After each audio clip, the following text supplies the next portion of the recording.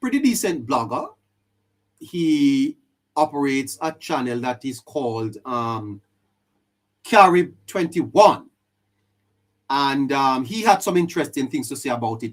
Let's go in and listen to a little bit of what he had to say. We're at a town hall meeting last week. Mark Golden revealed to his supporters, to the People's National Party supporter, that he is going to be pursuing democratic socialism.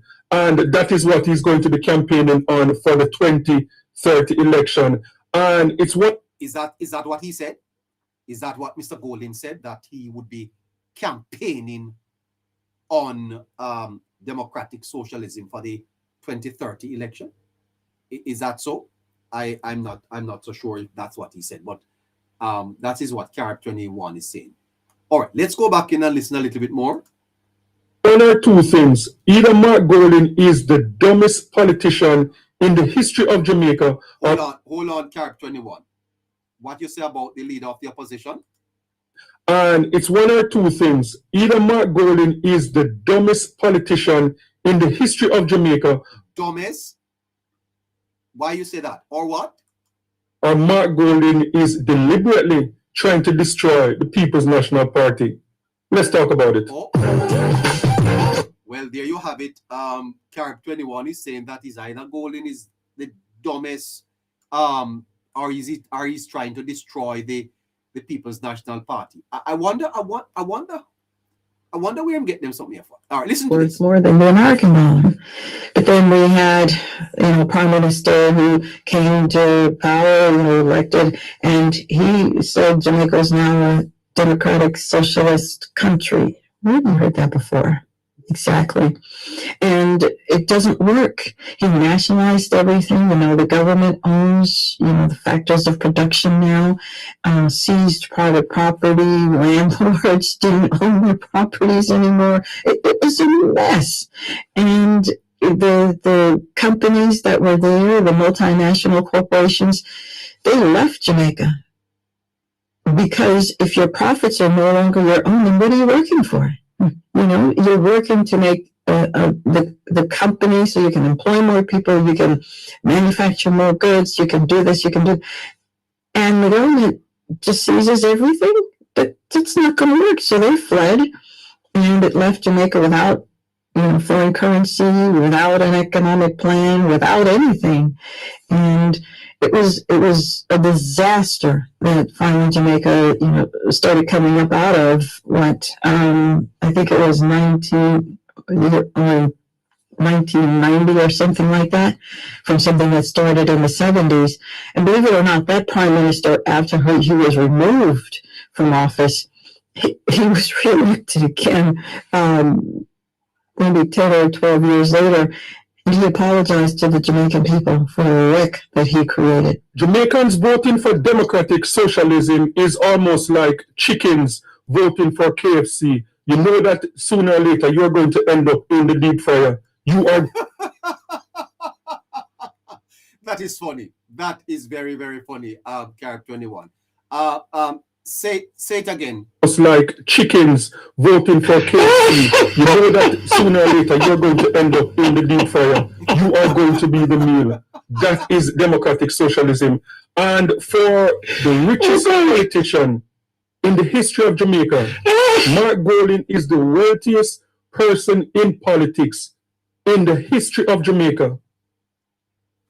Especially since Jamaica gained independence, Mark Golden is the wealthiest politician.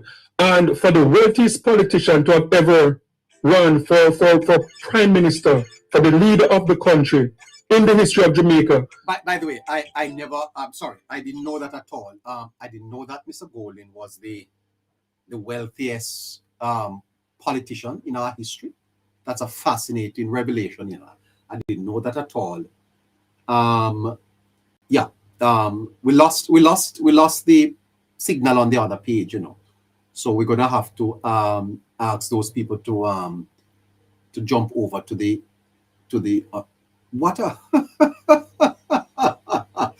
what a fascinating piece of commentary from my friend. My friend say, what you say again, dear friend? Go ahead. Is the wealthiest person in politics in the history of Jamaica. What? especially since Jamaica gained independence. Mark Golding is the wealthiest politician, and for the wealthiest politician to have ever run for prime minister, for the leader of the country in the history of Jamaica, to look at Jamaicans and to tell you that, look, being in the middle class is not going to cut it. You're going to have to be poor or rich. Hold on. I want you to listen to that again. Because I think I did not know that. I did not know. I know that Mr. Golding them sell DB&G for $9 billion. Mr. Golding, Peter Bunting and the other gentleman, Darin, $9 billion. Now, $1 billion is 1,000 million Jamaican dollars. I did not know that Mr. Golding was the wealthiest politician to ever run for office in Jamaica. Carib 21, repeat that for us, please. In the history of Jamaica, Mark Golding is the wealthiest person in politics in the history of Jamaica. Especially since Jamaica gained independence, Mark Golding is the wealthiest politician. And for the wealthiest politician to have ever run for prime minister, for the leader of the country in the history of Jamaica, to look at Jamaicans and to tell you that, look, aspiring to be in the middle class is not going to cut it. You're going to have to be poor or rich. That is what democratic socialism is. You're either poor or you're rich. You're from the poor class, or you are what people in the democratic socialism circle call an oligarch, multi-billionaires that are connected to the government. That is what democratic socialism is. And what I've noticed is that a lot of the People's National Party bloggers and the People's National Party MPs that are active online, they like to engage Jamaicans, they like to engage their supporters in some low IQ conversation. Democratic socialism for Jamaica in 2026 is not the way to go. Michael Manley tried that back in the 70s. And even when Michael Manley tried that back in the 70s, Jamaica in the 70s was much different from a Jamaica in 2026. Jamaica back in the 70s, more than 60% of the population was uneducated. Jamaican women were not movers and shakers like in spaces in 2026 that Jamaican women are in now, being CEOs, being bosses. Women in Jamaica were not in that position back in the 60s and the 70s. So for Mark Golding to try and pitch this low IQ conversation with Jamaicans to vote against their best interests, I don't know which Jamaican is going to fall for this. Which Jamaican is going to fall for this? Who is in Jamaica right now saying that, you know what? Jamaica is heading in the wrong direction, and I think that we should head in the direction of Cuba. Which Jamaican right now are saying that, look, I wish Jamaica was like Cuba? We saw Fitzjackson last year when Fitzjackson said, look, he trusts the Cuban government more than his own government, and he stands with the Cuban government. Which Jamaican right now in 2026 look at themselves and say, I wish that we could be Cuba? When you are in need and they come to your assistance. Here is Mr. Jackson. Cuba has been that to us. The argument advanced by the Minister of Foreign Affairs as a basis of termination, unilateral termination, as the Cubans have said. And if you ask me, I believe the Cubans in this more than I believe my government. That's it. I believe the Cuban more than I believe the Cuban government. Let's listen to the Mr. Vegas. Mr. Vegas? Earn from social media. Is that the Jamaica that we want to live in? Socialism. They call it democratic socialism. No.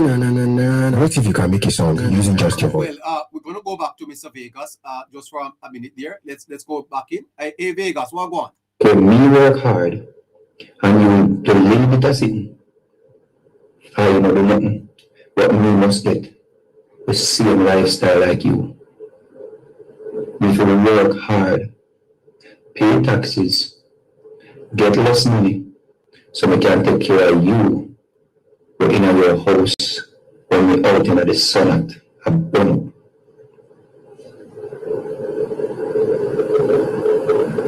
When me I try to look better for my people then, you can stay there, eyes my property. And what the PNP is hoping for, they are hoping, that's why they are all calling for a revolution. They want a revolution because they have them eyes set on your properties. You hear that?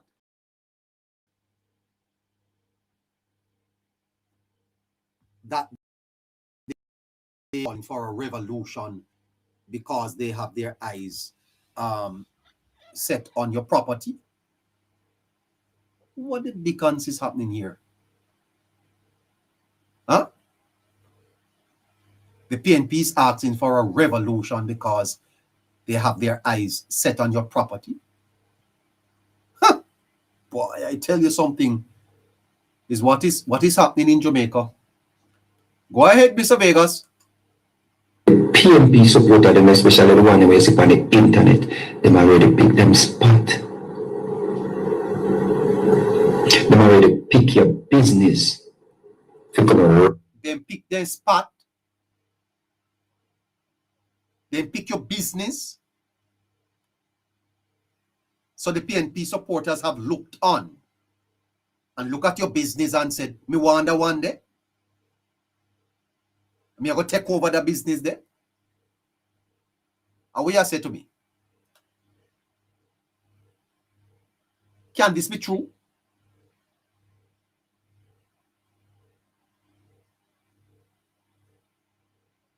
How it sound to you? Well, you're going to be able to have your say later on. I want to hear from you, Jamaicans. How you feel about it? Then pick them spot. Then look on your house and say, you see that house up there, sir? Me I'll take it, you know. Me I'll get it if you live. You work hard, 20, 30 years, and build your house.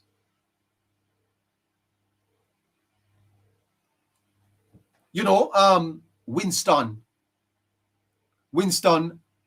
said last week said there going to be civil war. At that time, would I have civil war, Winston?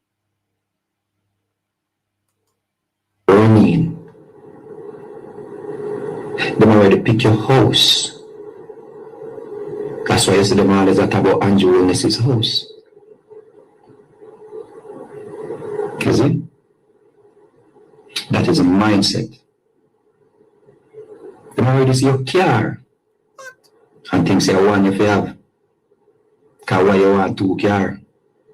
Them look by your land, you have too much. Why are you so much? Why are you so much land? So as I said, there's something strange about the richest politician in the history of Jamaica trying to sell Jamaicans democratic socialism in 2026. What Mark Golding is saying to Jamaicans is that, look, you do not deserve to be in the middle class. Like, I can have my billions of dollars, I can have my oligarch friends, because oligarchy is a thing that is closely tied to democratic socialism countries. When you look at all of the countries that apply this type of political style, democratic socialism, you have the poor class and you have the oligarch class, the billionaires that are described as oligarchs, and they are someone that sides with the government. That is how it works. So to preach democratic socialism in Jamaica in 2026 is a disaster waiting to happen.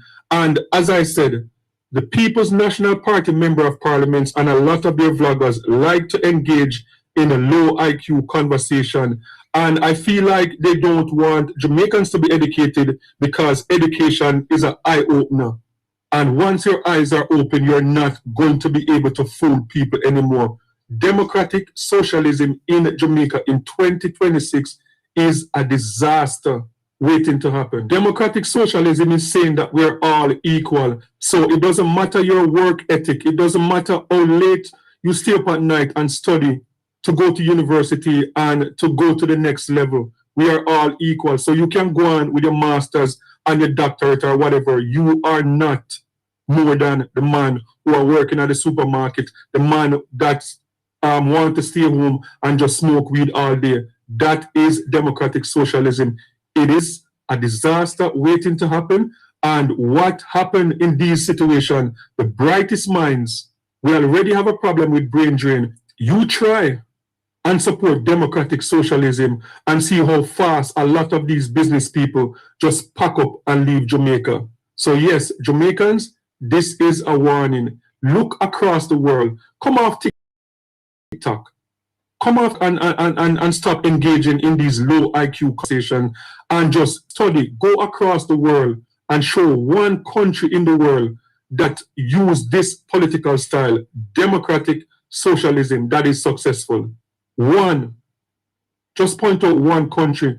And the unfortunate thing about this is that the People's National Party, members from the People's National Party, like to talk about the government and taxes and all of that, when the People's National Party have a history of introducing taxes in Jamaica and increasing taxes in Jamaica. But they try to hide from that record and to engage Jamaican low IQ. The People's National Party, PJ Patterson was the one that introduced the general consumption tax to Jamaica. But if you think that you have seen anything in terms of taxes yet, countries that apply democratic socialism have the highest tax rates in the world. Even in Canada, I mentioned it before, you can be working in Canada and you can earn $200,000 per annum and you only take away $120,000 when the government take away all of your tax, your money, take away $80,000. Stop using ChatGPT and all right. We have a little break here. So what a fascinating conversation coming through from our friend. Wow. Interesting times. Why I tell you the truth. You're watching on YouTube. Please give us the thumbs up. Like and share. Press that thumbs up button and let's get this out. Let's going back again to Karen. And for someone who decide to stay home, like say a woman decide to stay home and she decide to have like 6 pitney with 7 different baby father, she's the one that get your tax paying money. For men who are in Canada who just want to stay home and smoke weed, they are the ones that benefit from the social housing in Canada. They are the ones that benefit from these social programs. So yes, it is good to have a balance. And we see the Prime Minister of Jamaica trying to have a balance in terms of the social housing program, in terms of the solidarity program that the Prime Minister of Jamaica started back in 2025 to help they were given that are on the lower end of the spectrum, trying to help people to live a life with certain dignity. So it is good to have a balance. And we see that the Prime Minister of Jamaica is applying this balance, trying to encourage people to go back to school, to get a higher level of education, to make sure that your education can be your vehicle to prosperity. And for those, because not everybody is going to get a good education. Unfortunately, there are people that are born in certain situations that they will never be able to get a good education. And the Prime Minister of Jamaica. All right. Let's see if we can we can end that there. Let's listen again to Mr. Siaga before we go into leader. Nothing can happen to us now that don't happen already. Nothing can dissuade us now from the purpose to which we have set ourselves. The issues are already clear before us. This manly government has